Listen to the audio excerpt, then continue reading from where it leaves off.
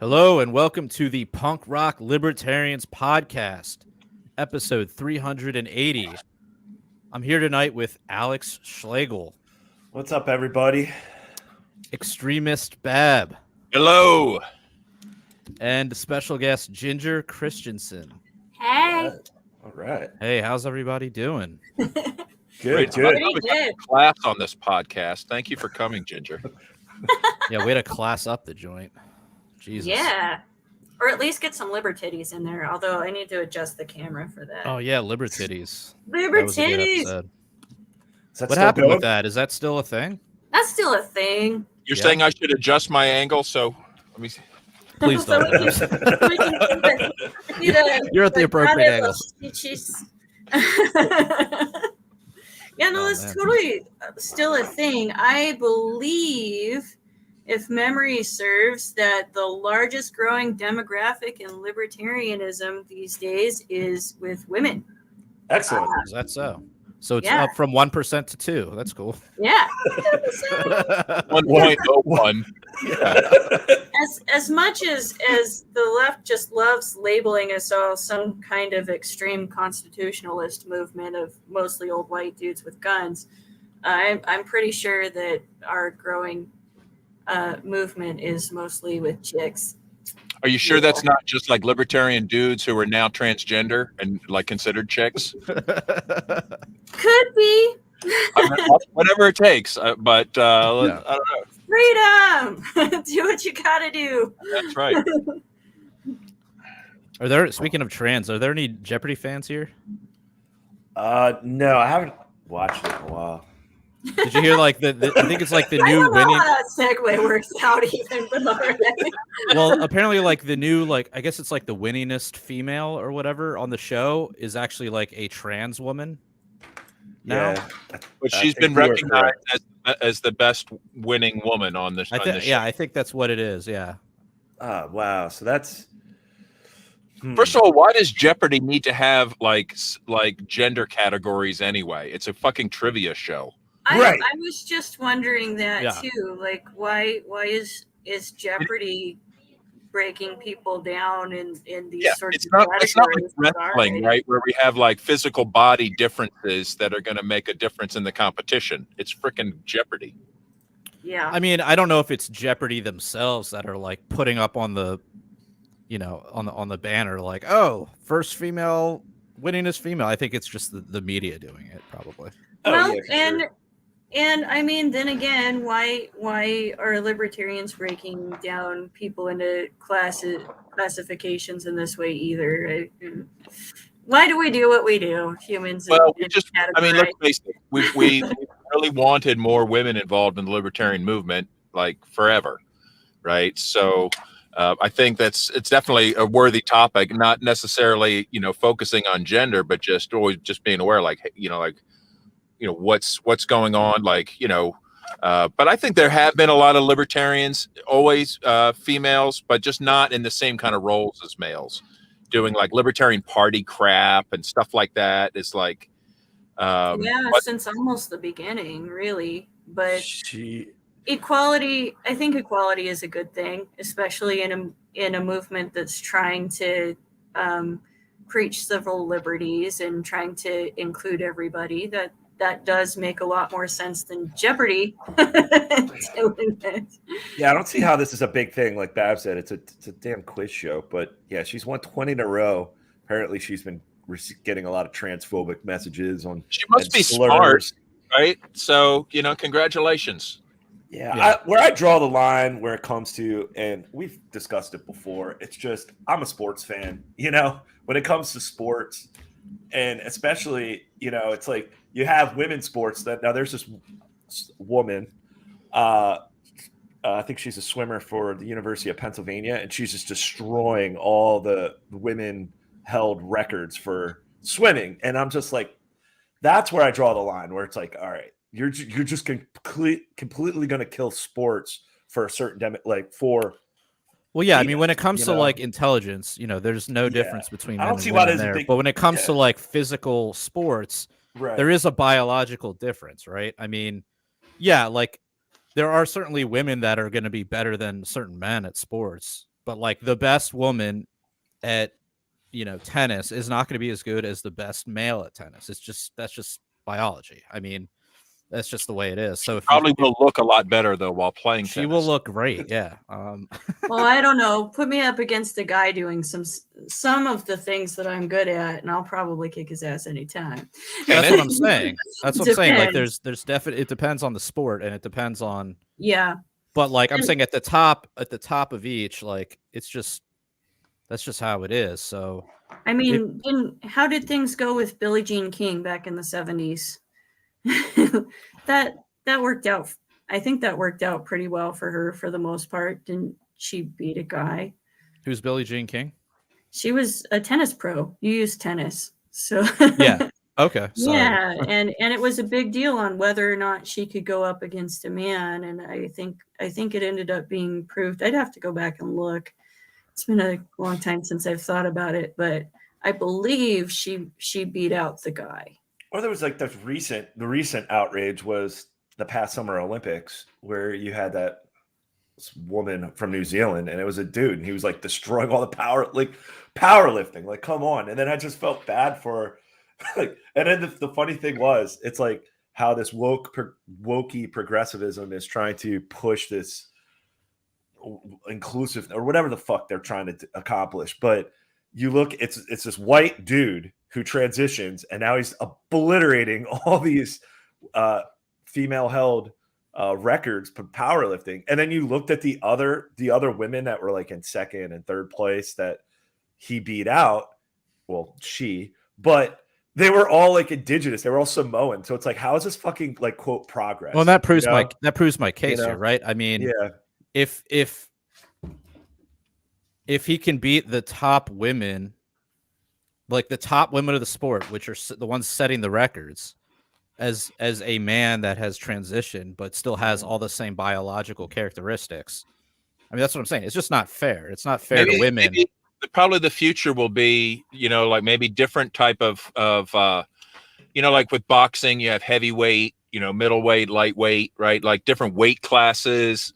That's things like that. That's what I'm saying. Like it varies on like the sport. Like there's some, like I'm sure like something like table tennis, right? I mean, I'm sure table tennis is probably very, very close amongst the genders as far as like, I don't know, man. Well, yeah. I mean, you're not involving like, it's not that. It's not really strength oriented. It's more like technique and speed and agility and stuff like that. It's more of a strength thing when it comes down to it. We're talking about like powerlifting, We're talking about like muscle structure. Like, I think that Baba's right over there. I think that it does depend on weight class and that, I mean, if you put a 200-pound woman against someone my size, they're still going to have usually a lot more physical strength than I would. Mm-hmm. And so that might make a difference depending on what sport we're competing in. What if somebody wanted to transition and just said, I'm now calling myself lightweight class, even though I'm 300 pounds. I trans weight. Right. Yeah. Where you say, well, I identify as 100-pound female, even though I'm a 300-pound man. You have to let me compete in the I think there's a certain level of a difference between magical thinking and reality there. If we are saying this is your actual physical weight and someone goes, I magically think I'm some other weight, well, we can physically prove that is not the case. I also think that when it comes to transitioning, in the industry in which I'm in, we have a lot of experience with this. I'm very pro people living the way that they choose to live and seeing people as they want to be. For sure. But with transitioning physically, we can prove where people are at. And I think that the medical community likes to be blind to some of this. That's where trans broken arm syndrome comes into play. Because somebody that is this weight needs this medication. period. It doesn't matter, male, female, whatever, they're going to need this medication. But because sometimes the medical community chooses to see a trans woman as a man, does that make sense? They're going to give them a male dose of a medication, even though they're this far into their transition and they weigh this much. Are you following me so far? So giving them the same medication as someone that's 300 pounds versus somebody that's 140 pounds is very damaging to them. What kind of medication are we talking about? All kinds. A lot of different medications. It depends on your weight as to what you should be giving them. You don't give a child an adult dose of aspirin. So you're saying doctors are giving a trans woman, someone that has gone from man to woman, right? They're giving them the dosage that they would normally give a man that weighed 100 something pounds more. Yep. Happens all the time. They're not accounting for the same weight, just a gender change only. Yep. It happens a lot. I see it a lot in my industry, and for that matter. So transition kind of works like this. If you are, it may depend on your age. So if you are someone that is, say, 30 and you've chosen to transition from female to male, then really at 30, during your first phase of hormones, you're still going to be where a 30-year-old woman is. In about your second and third phase, when you get months down and sometimes years down the road, you would be a lot more like someone that is, say, a man that is about 70. Isn't that interesting? Instead of skipping over to a man that's 40, you're now more like a man going through andropause later on in life because of your hormone change, and that's going to affect things like your bone density. It's going to affect your muscle structure and various things like that. And then you eventually work around to a man that's approximately your age. Weird. Whereas if you're transitioning more in your early 20s, you're going to go through something more like puberty, and you're going to be more like somebody that is a pubescent boy, and then come around closer to somebody that's your age, and you're going to do it a lot more quickly. Hormones are a fun thing, and how they affect the body are a fun thing. And I think that a lot of people setting these policies haven't taken the time to do that research to understand where someone might be in their transition. They're just taking it at face value. Well, you're a woman now. Well, you're a man now. And they're not considering things like weight class, hormonal changes, physical body changes, and adjusting what they might do sports-wise to something like that. However, transitioning, are you guys following me, or am I just no. I am. Transitioning in some ways is also a lot like, and this is why sometimes it's been banned, a lot like somebody that might be on, say, testosterone. Because that's exactly what's happening. Some people are taking testosterone. So consider a man taking even more testosterone. And why sometimes that's banned is because a man taking even more testosterone is going to have more muscle mass than somebody that could build that organically on their own. Right. And so they need to be considering some of that and getting a lot more recommendations from doctors that specialize in that over doctors that are also not considering these sorts of things when they're handing out medications. I think that more research is needed in order to be able to properly, and not more research is needed out in the world. More research is needed by the people running these sports teams, and say the Olympic Foundation and some, or they're a .org, right? Or are they a corporation? I forget now. But more research is needed by those people that are figuring out the weight class and what is allowed versus what isn't. They need to sort themselves out. They're just going to play politics for the time being. So good luck. Yeah. Instead of making it political or taking things at face value and going off of wild opinions, they really need to take some time to stop and sort this out, because here I've just dumped a whole bunch of information that people aren't considering on all of you. I think your advice kind of applies to any kind of healthcare, is the fact that you really you're on your own to make sure the dosage is right, that it's right for you, that you've cross-checked other medications. It's, because, the blind faith in medical professionals, I've seen it have fatal results when people are like, well, just my doctor tells me what to do. I don't know. It's a recipe for death and disaster. And if people don't take a very active role and consider, it's like, you're the only patient, right? You don't care what the average of this is. You don't care about we give this treatment over that treatment because more people are likely to do this treatment, even though this other treatment is better, right? There's all kinds of decisions that are made for the general outcome that aren't going to apply to you personally. And you got to be ready to say, well, hold up. I decide. I have to understand it. And if you don't understand it, make them explain it to you. And if they can't explain it to you, go to somebody else. No, that's fully accurate. And there's plenty of people out in the world that go through things like andropause, like I was saying, or things like menopause organically, that not by choice, that just happens to your body, or something like perimenopause that happens much earlier. That just happens to your body. You didn't go out and actively choose that, and yet your body is different. And a lot of people are also making a lot of judgments on people that have chosen this outcome that they're not placing on people that have not chosen it but are still going through it anyway. What about them? There's a whole big demographic of people that go through hormonal changes all the time.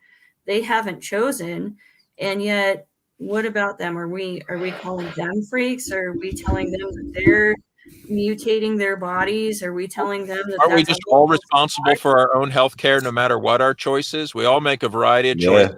Some are good, some are bad. Some help us, some hurt us. We all pay the price in the end. We all roll the dice. Yeah, especially nowadays. I mean, the healthcare industry, especially like these doctors, they're just pushing pharmaceuticals on us like they're handing out candy on Halloween. And super agree.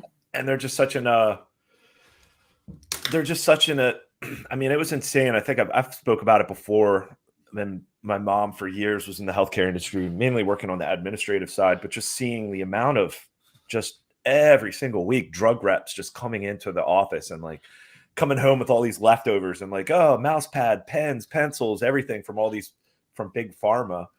And so I say all that to say, to Baz's point, you don't want to like just trust blindly. Some of these doctors, do your own research, look into it, get a second opinion, get third opinions.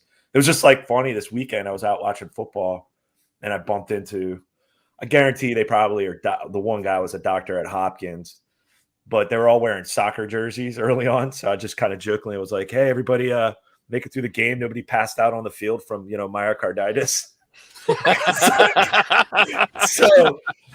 So I mean, I don't watch soccer, but apparently, I mean, I've seen these videos, these perfectly healthy professional soccer players fucking keeling over left and right. Yeah. Is that a real thing? I can't figure out if that's just a fluke or is that a real thing? I watched some videos, and then not only that, there was a recent press conference. I don't know these players because I don't follow professional soccer, but in Baltimore, there's some of these bars open up so early in the morning and people go out and watch whatever their favorite team is.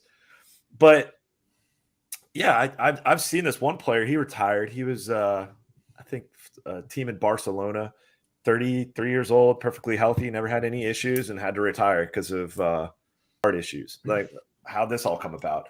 And all these players are passing out. So I just kind of threw it out there. And the one guy just like eyes me down. He's like, are you a medical doctor? Are you a healthcare professional? I'm like, no. And he's like, well, then you probably shouldn't have an opinion.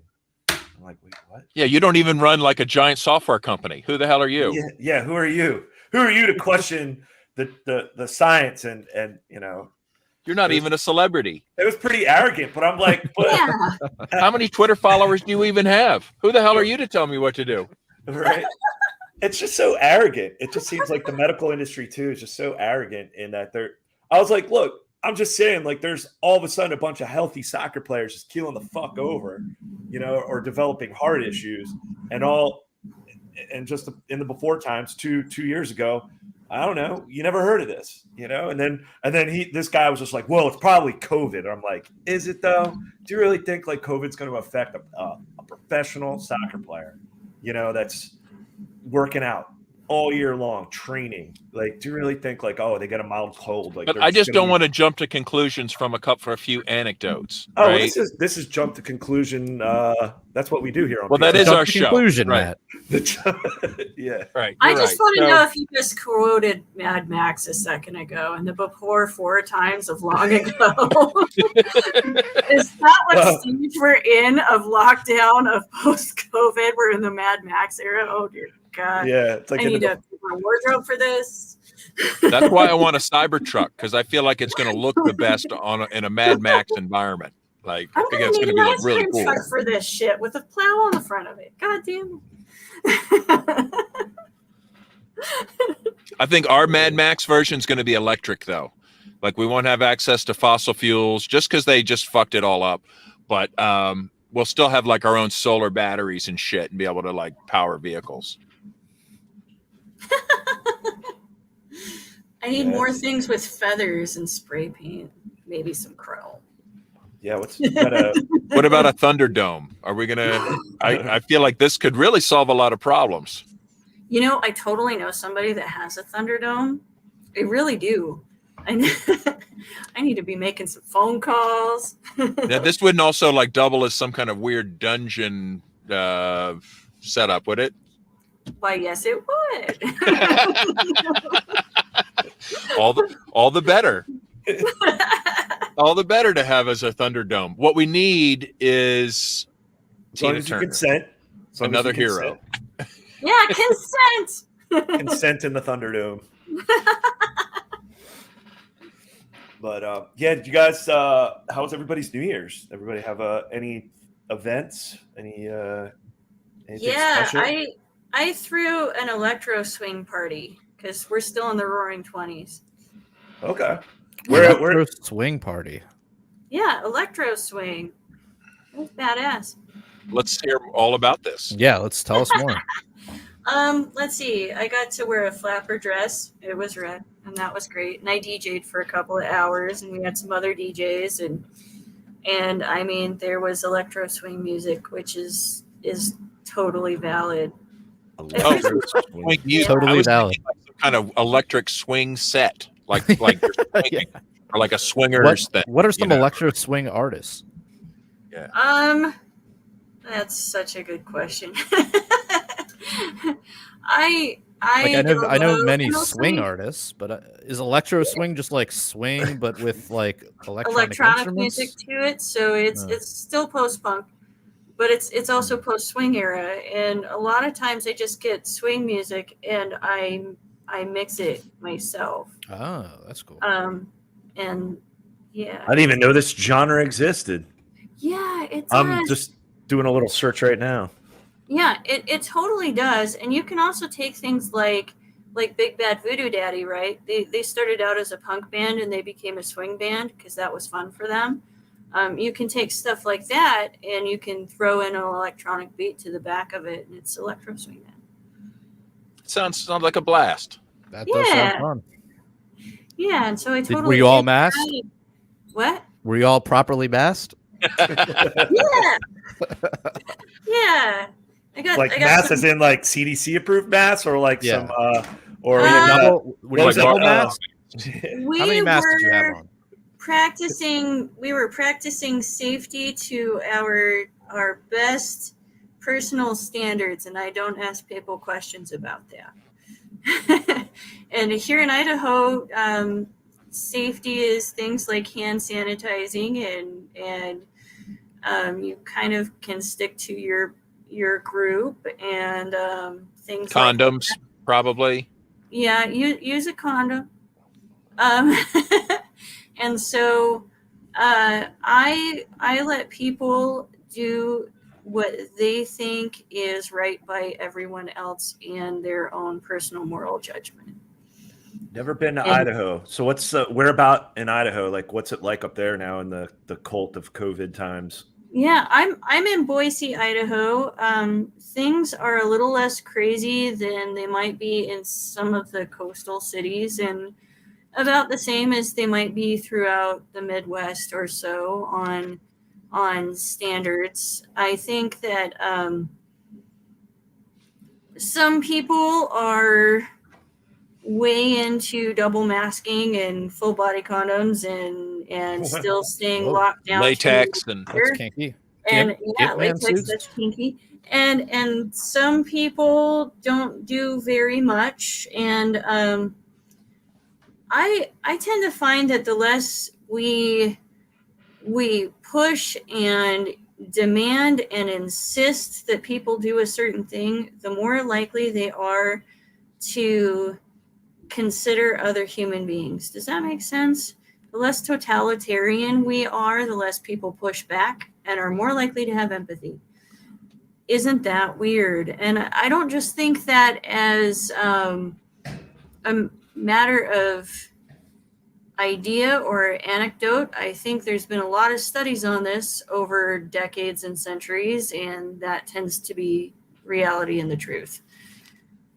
And yet there's a lot of people in the world that want to right fight, and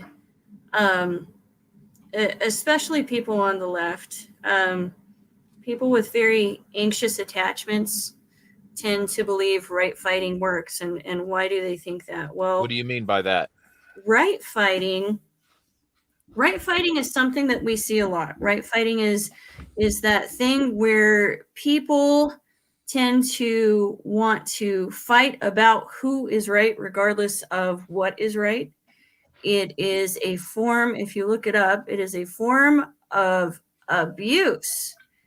And so we see people with more anxious attachment, or people that have a mix of anxious avoidant, like BPD. We tend to see people on that side right fight, and there are more anxious attachments on the left part of the political spectrum. And so you'll see that in the left, right? They'll want to push to be right, regardless of what is right. And there always has to be a bad guy to point at. Well, you, such as that thing in the pre-show we were talking about with Justin Trudeau, right? You must be a misogynist because you don't believe exactly as I believe that the world is ending. You must be racist. You must be a bigot. You must be a bad guy. You must be a bad guy because you don't believe the world is ending, and I want to save the world. So in order to save the world, I want you to die. Can we let me just read that quote since you referenced it, because maybe this does support your thesis. Justin Trudeau on the unvaccinated. This is a recent interview in French. We're kind of trusting the translators, but it looks legit. This is on the unvaccinated. They don't believe in science/progress and are very often misogynistic and racist. This leads us, as a leader and as a country, to make a choice. Do we tolerate these people? Do we tolerate them? Who you call these people? Yeah. I mean, does this sound exactly like what Hitler would have said about the Jews? Yeah. I mean, they're unclean. Dude, the mass formation. Did you see the ghettos? And then it's must be so insulting to the easily triggered left, where he just throws in a couple of their favorite fear words to chum the water a little bit. Oh, it's misogyny. Oh, it's racism. Of course I hate these people. Of course we should not tolerate them. Like, what are they going to do? Throw them in the ocean? I mean, well, you touch on something there, because narcissists and megalomaniacs, which tends to be in the narcissistic spectrum, they love playing off anxious attachment with driving that fear. The world is ending, and it's ending today, and it's ending because of them. And because of them, the evil them, it might have been the Jews, it might be anti-vaxxers today, it might be people on the far right. Because of them, the world is ending, and we need to force people to do what we want them to do, because that's right fighting. We need to force people to do what we want them to do so the world will not come to an end.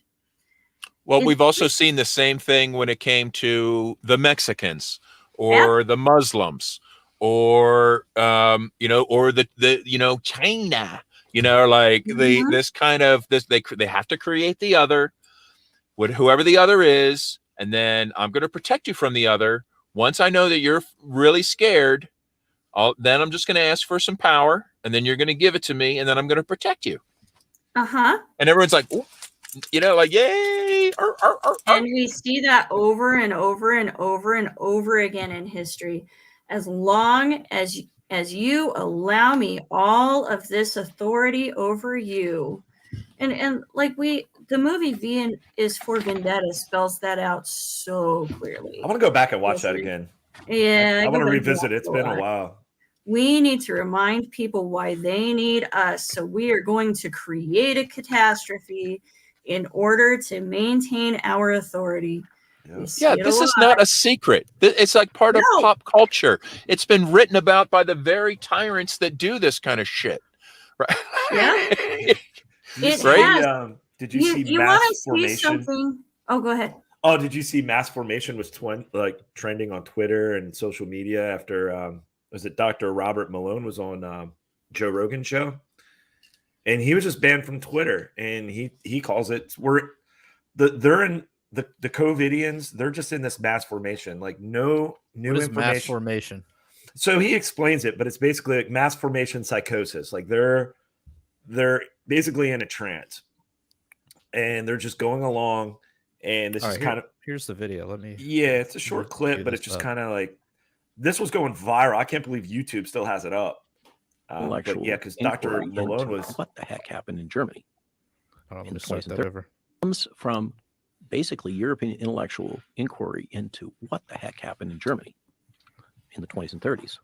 Very intelligent, highly educated population, and they went barking mad. And how did that happen? The answer is mass formation psychosis. When you have a society that has become decoupled from each other and has free-floating anxiety in a sense that things don't make sense, we can't understand it. And then their attention gets focused by a leader or a series of events on one small point, just like hypnosis. They literally become hypnotized and can be led anywhere. And one of the aspects of that phenomena is the people that they identify as their leaders, the ones typically that come in and say, you have this pain and I can solve it for you. I and I alone. Okay, can fix this problem for you. Okay, then they will follow that person through. It doesn't matter whether they lie to them or whatever.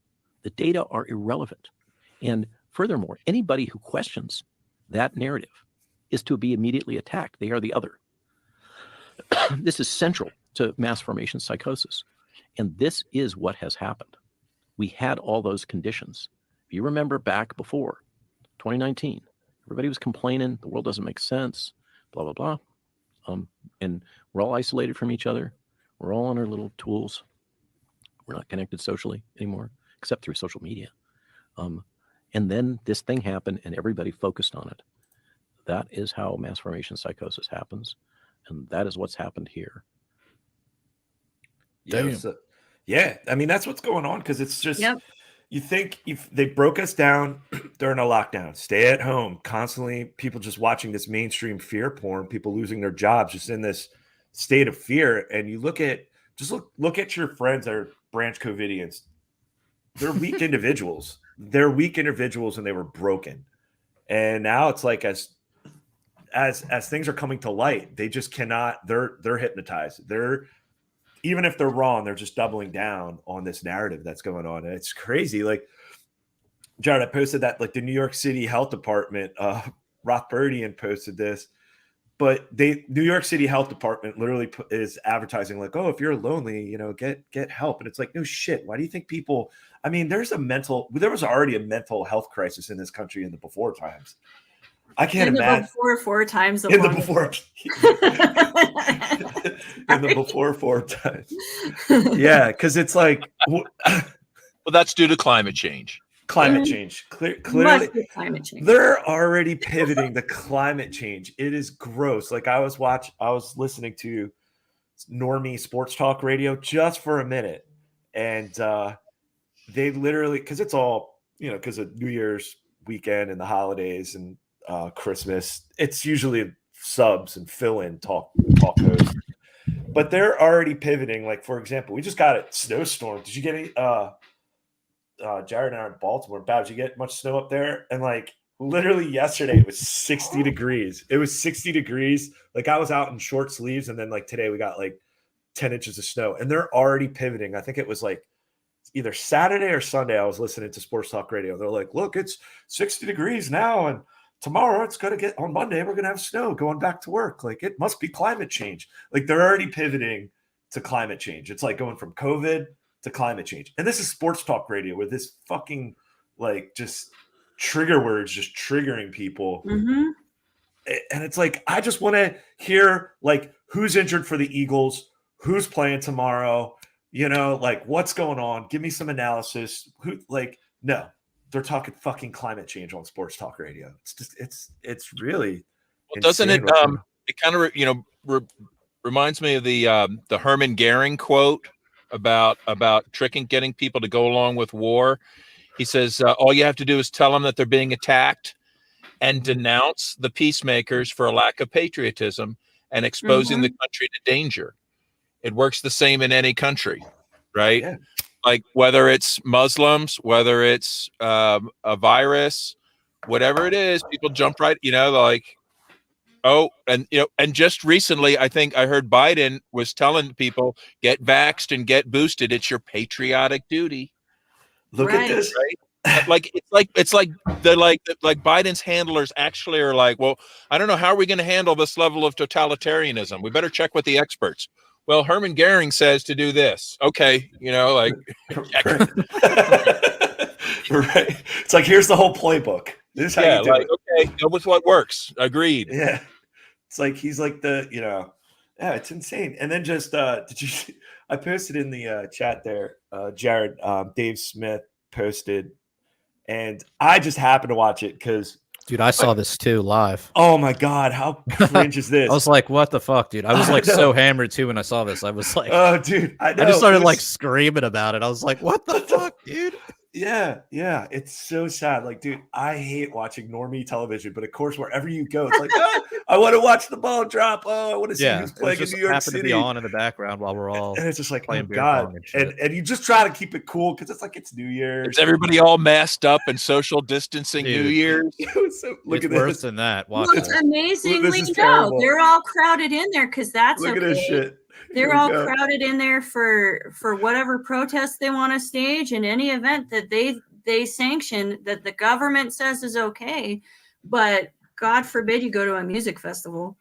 Right. Well, look, I'm sure did they like the giant like Pfizer logo drop at midnight? Yeah. Watch this. Oh my god. Oh my! They're kissing with masks on. Oh my god! You guys remember that chick on the left is super. You should have sex with masks on. Do you guys remember about that? Yeah. There were memes about it and everything, and it even suggested using things like glory holes as a preventative measure. Yeah, for the people listening, this was like during the New Year's, after the ball drop. New Year's show, like right after the ball drop, Times Square. This dude gets down and proposes to his girlfriend, and then she accepts, and then they kiss. Hold on, and then they kiss with masks on. Like, if you guys and then they go in for another one. Yeah. Dude, you just got married, or you just got engaged. Like, pull your fucking mask down, you fucking retard. I think it's okay to swap fluids at that point. If you guys want a good perspective on how little things change, I've been rewatching South Park. And there's the Osama bin Laden episode, which I don't agree with some of the stuff that goes on in the rest of the episode, but watch the first goddamn 10 minutes. They start out in gas masks so they don't spread diseases to everyone else or catch the disease and die. Oh, wow. Yeah, pretty. This is 2 decades ago. It's 2 decades old. Yeah. The mom is laying on the couch, just totally fear-driven, watching the news, unable to get up, fully depressed. And there's so much that goes on. You're just like, oh my God.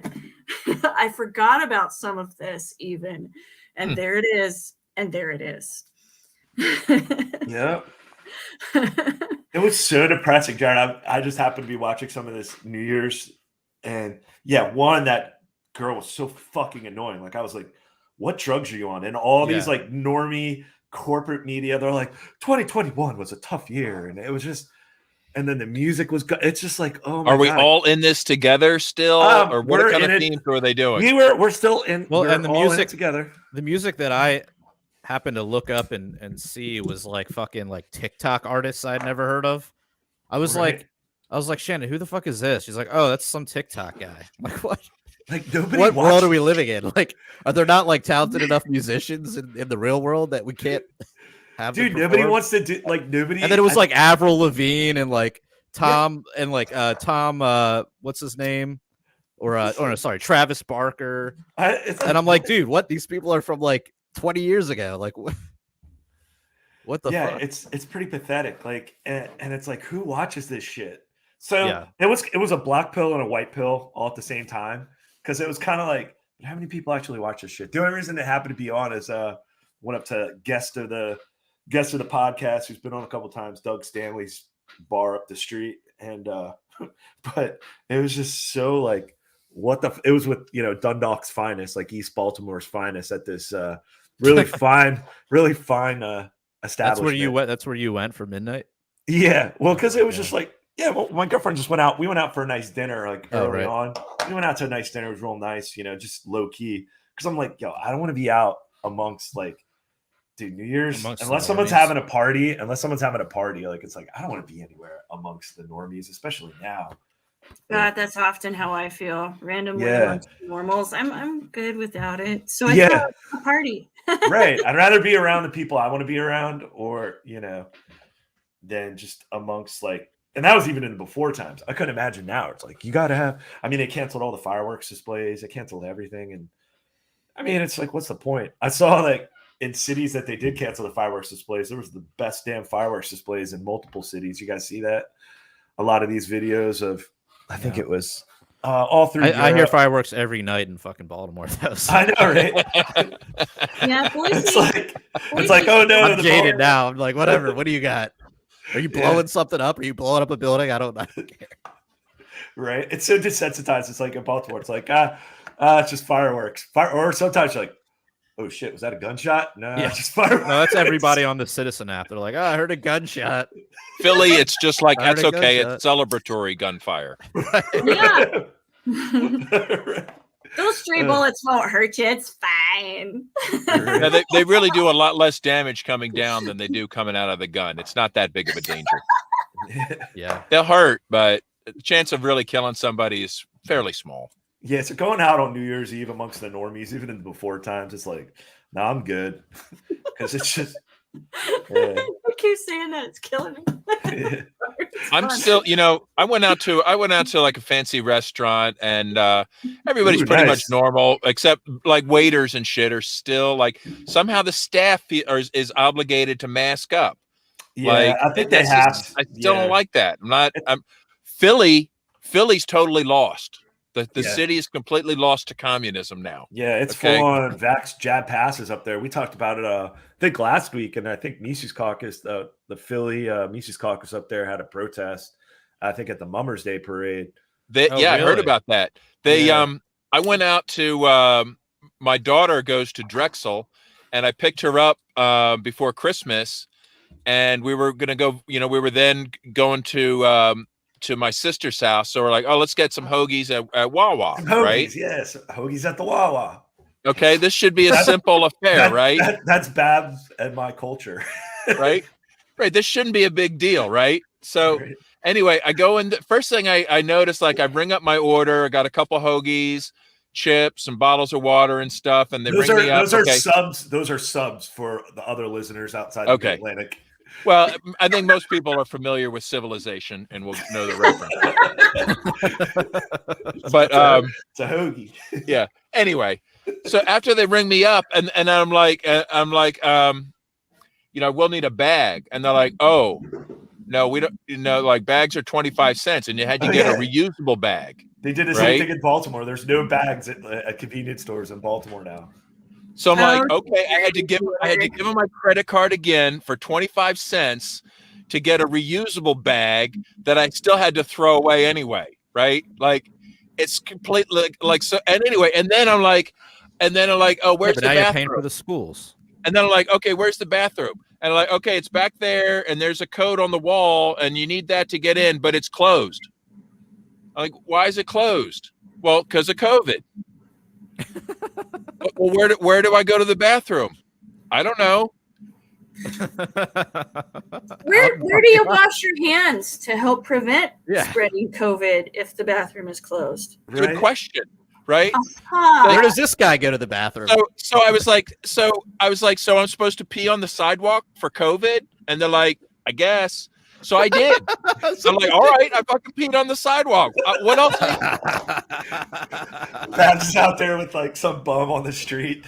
But actually, man, you come here often. Before I had to do that, I did go next door to the university building, and I went into that building and saw their bathrooms were also locked, and confirmed that it's a citywide ban on public bathrooms. Oh my God! There's gonna be shit everywhere. Shit. Like, seriously, like, Philly's already a giant pile of shit and garbage. Okay. We are doing so many. We've talked about this on the show before. We do so many things in the name of preventing COVID that are just not only straight security theater. They're anti-helping. It is backwards of what sanitation should be. Like, well, then where do you wash your hands? Where do you clean? Yeah, it is totally. We've talked about before, even in restaurants where they have to do certain things in restaurants to prevent COVID, and yet they're going around with the one same towel to wipe down all the tables. If they were truly trying to prevent the spread of germs, it would be a different towel each time, like a single-use towel. Well, and also that people are dunked in bleach each time between tables. Yeah, and also people are wearing gloves and reusing the same gloves. And we've already determined, like at the beginning of this thing, that like the gloves are bad. Like the gloves are bad. The gloves are bad. Okay. Well, the gloves are bad. Okay. No, Ginger's right. There's a good example. Earlier in the pandemic, Wawa shut down the coffee bar. Like, well, we can't have people getting their own coffee because of COVID. Meanwhile, everybody takes the change out of that automatic dispenser on the cash register. Okay. Yeah. Like everybody's hand goes in there. The doors aren't automatically open. Everybody's hand is grabbing the door handle. Everybody's hand is going in the change thing. It's basically like everybody's putting their mouth in everybody else's mouth, right? Pretty much. Okay. And then you wonder why I don't ask people what precautions they're taking, because they're probably the wrong ones anyway, even if they think they're taking all the government sanctioned But that's why like so much of it was just theater. It's just theater. Well, we have to look like we're doing something. It doesn't matter if it works or not. Yeah, the biggest theater thing is just the fact that you can go to a restaurant, sit down at a table, and take off your mask, and then get up and put it back on. Like it makes. There's no world in which that makes any sense. So I'm to the point. Air filtration, like unless the virus is somehow just like orbiting around your body in like this like silo around your body, and so like okay, well when you get up and you cross someone's path, but no, you're sitting at your table, you're breathing out. This stuff is going into the air. It's circulating through the building. Like most of these places, HVAC systems are like 30, 40 years old. Like they don't have like HEPA filters on anything. Like it's so stupid. Yeah, that's the thing. Like we went out we went out to eat, and this was in Howard County, but real nice restaurant, but it was built in the 1700s. It was like this old inn, really good food, really nice. But yeah, entire staff, like you said, Babs, all wearing their masks. And then, of course, like Howard County, which is south of Baltimore, mask mandates, indoor, everything. Baltimore County just did the same thing. So it's just reverting back. We're just regressing. And I'm to the point where my girlfriend and I just walked in. Everybody's like has their mask on. We just walk in until I'm to the point. Right. Like Philly's reverted. Shit. Right. Philly's reverted back to the time period before plumbing. Yeah. Right. Like the dark ages. Right. Oh like God. That's how far they've regressed. Wow. And that really is something. Like we're seeing such because people feel the need to lock down and stay home. We're seeing an increase in things that you would normally see in second and third world countries, an increase in things that and diseases that we normally see in people that tend to be unsanitary, like bed bugs, like ringworm, like fleas and ticks and body lice, because people aren't sanitizing as much at home in the way they normally would if they were just washing things in a general way. They're Lysoling everything. And what that ends up doing is killing off some of the good bacteria that kill off some things. Right. And some of the things you need in order to fight regular germs and diseases. And they're not washing their bedding. They're not washing themselves like they would if you're expecting to go out and present yourself out in the world and have a reasonable self-esteem and reasonable sanitation. And so they're getting things like MRSA because they're not bathing as much. So we are anti-sanitizing now. Good job, world. We're just getting sicker. That's cool. So, and speaking of big pharma, I want to segue before we're done because I still wanted to talk about marijuana. Can we still? Yeah, go for it. Go for it. I've been smoking it the whole show. I mean, same here. Babs is your biggest fan. Yeah. So speaking of not doing things that big pharma wants us to do and whatever, I've joined up on the board of Kind Idaho recently, and it's to legalize medical marijuana in Idaho. And this is a really good thing because more than we ever have in Idaho, we've got a really good, clear path to getting things legalized. For instance, the Mormons are really interested in legal marijuana these days. Oh, really? Yep. And that's how some of the other states around us have finally managed to legalize. Thanks to the Mormons. Thanks to the Mormons. Thanks, Mormons. Somebody like who was that one dude who passed the joint over at the church? That everyone's like, "Holy shit, this is great!" And everyone's like, "Okay, the Mormons are in." The Mormons are in. And so now they're all about legalizing medical marijuana and CBD and stuff like that. So nice. I think that in the next year or two, we're going to see that legalize in Idaho, and that's a really good thing. Awesome. Yeah. So shouting out about that, and instead of complaining about the things wrong in the world, here's some things that we can do to make things better. And to make things better for people. I know several of you guys partake. I see one of you doing that today. Oh, yeah. How might that be? How might that be? I personally don't because I'm allergic and that's no fun at all. Redheaded genes are interesting. But I think much like a good libertarian value is just because I don't do something doesn't mean I don't think other people should not. Hey, what about that? So we're trying really hard to get that done this year and working with some other programs and groups instead of everybody infighting to actually get things legalized. And then they can decide who's in charge once it's legal. I don't care. But getting at least that far. What are some of the things on the table for discussion? Working with some of the other groups about it. So getting with people like the Mormon Church, which is really big in this state. Getting with some of the other groups that have been trying to legalize. In the past, I've seen a lot of infighting in those groups. But like when you say legalize, like what are you guys really going for? Like what's on the table? There's some petitions out for legalizing medical marijuana use and CBD. And so it's not necessarily recreational or dispensaries at this time, but it's stuff that maybe all of these groups can agree on. Like, can we get this far and do at least this? Where are they specifically including the right to home grow in what they're asking for? They are including hemp, at least hemp production, and I'm talking about home grow for patients for medical. No, like, I know what you're talking about. So is that on the table? It's on the table to discuss. I don't know that that'll be in the bill they're trying to pass at this time. Based on what I've seen in New Jersey, like you don't want to wait to fight that one, right? Like they got fucked over big in Jersey on that one. They waited and waited on that. And then like no home grow for patients, and all the patients can't afford their cartel weed. And it's a big clusterfuck. That's a super good point. I'll raise that in the next board meeting. It's going to be really essential because it keeps the bottom on how high they can just jack their cartel shit to hell, you know? Yeah, that's a good point. Because that's what they will do. Once it's legal, they're like, okay, how do we maximize the revenue, you know? And like, it's sick.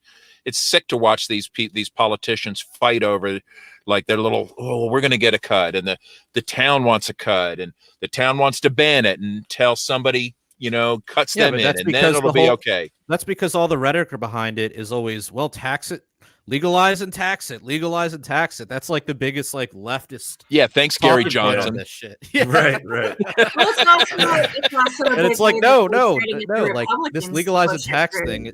Like marijuana should not be, you know. Man, I don't know how it all went down in Maine, but my buddy that I was friends with, he worked on the Ron Paul campaign, and he went up to Maine. I went up to visit him, and I guess it was a ballot access initiative up there. But one thing, so to your point, like Ginger, there was like there was 2 organizations or lobbies that were lobbying for it, but and basically to get these initiatives on the ballot and leave it up to the voters, which I was like, all right, well, at least I have a say in it. But the thing was, my friend's bill that he was lobbying for had a provision in there in the law that you can have up to at least 6 plants. So to like extremist Bab's point, like, because then, these fucking, like, if you don't have that provision where it's like, hey, you know what, at the end of the day, I'll just grow in my garden with my tomatoes and I'm not paying out the ass, because it's like, insane. Like if you just leave it to these dispensaries, they'll just like the cost, like you said, exactly. And or if you limit it too, that's the other thing too. It's like, oh, if you only have a couple, that's another thing. It's like, I don't know, like I want the shit to be legal, but at the same token, I don't want like any more like tentacles in this bullshit, you know? Oh, I agree with that in a big way. I'm all about not big pharma, because they do. And I know that's a buzzword. I know that people throw it around sometimes in places it doesn't belong. But let's make Pfizer less money. They do a lot of these evil things, you know. Let's make Moderna some less money. I know that a lot of the problems that we're facing right now are largely because of these companies having too much say in politics. Well, what do you think, Ginger? My theory is that Pfizer ended up with the Epstein files, and that's how we've ended up where we are. I don't know if I disagree. Well, and part of why I don't necessarily disagree with you, that sounds like a big far spin, and yet. Sounds like everybody just fell right in line immediately with the Pfizer agenda.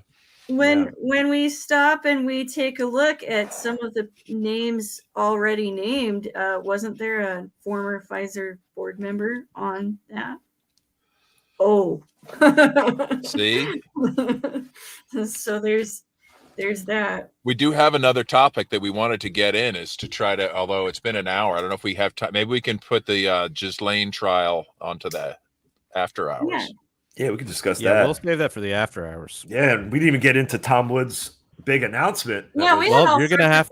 We got a lot for the after hours. You're gonna have to. You're gonna have to pay $1 to get. Oh, you know what else we got for after hours? What's that? Quiones removed from Libertarian Institute. Oh yeah, we can talk about that. I didn't hear about that. That's juicy. That's juicy. Yeah, we can talk about that. All right. I don't really know that much about it, but that's just we're about to find out. I have a little speaking of the after hours, if you sign up for our Patreon, patreon.com/punkrocklibertarians, and you contribute as little as $1 a month, you get access to the after hours, which is us basically doing the same shit but better for another hour. In addition to that, we've got t-shirts for sale on libertariancountry.com. If you go there and you enter code PRL or PRL Podcast, you can save 10% on your order. And if you type in PRL2 and I think if you spend at least $50, you can save 20%. And then also we are sponsored by a podcast called Hidden in Plain Sight by Moral Bob. So go check that out. And Ginger, anything you want to plug? No, I already plugged. All right, cool. Thank you. Well then, thanks for letting me talk about that. Yeah, thanks for coming on. Yeah, it was fun hanging out. That was fun. And until next time, live free or die.